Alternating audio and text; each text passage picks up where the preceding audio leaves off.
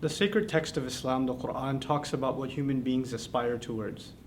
On multiple occasions, Allah will talk about things like men desire women, or they desire money, or they desire status, or that people desire things like, a house.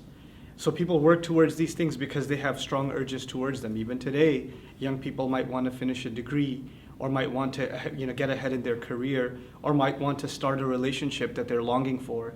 All of these things are always going to be there. They've always been there. There's a modern manifestation of them today, and there's an older, pre-modern manifestation of them before.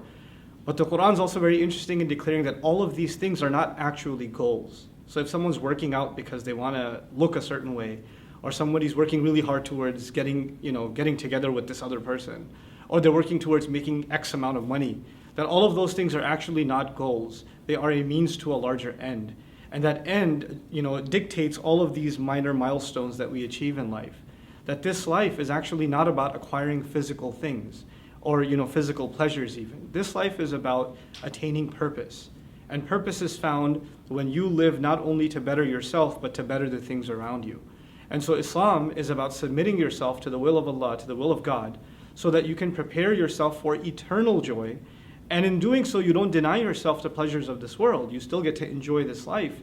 The Quran says, وَجَعَلْنَا لَكُمْ فِيهَا مَعَايِشْ, which actually means we put in this world means for you to live well. So Islam certainly doesn't deny human beings the opportunity or even the right to live well in this world. But at the same time, every single moment they spend in this world, whether it's for their own enjoyment or they're working hard, should mean something more than just that fleeting moment. In other words, I don't live for the next movie. I don't live for the next game. I don't live for the next dollar that I'm going to earn. These things will come and they will go, but what will not go is my relationship with my Creator, something far superior and far more powerful.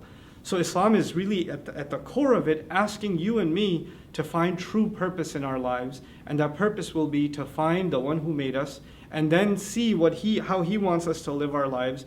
And in doing so, a lot of people think, and this is what I'll leave you with just to think about, a lot of people think if they find purpose in God and purpose in revelation, that they're going to deprive themselves of things that otherwise they could have enjoyed. There were no restrictions on them before, and now all of a sudden there are these rules and regulations that are holding themselves back from living life to the fullest. And the opposite is true.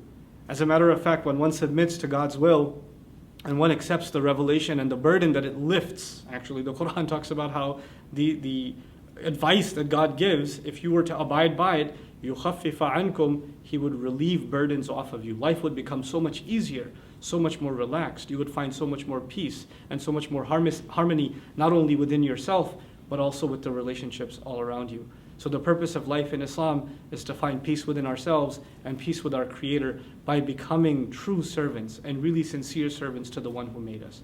Thank you so much for listening. Assalamu alaikum wa rahmatullahi wa barakatuh.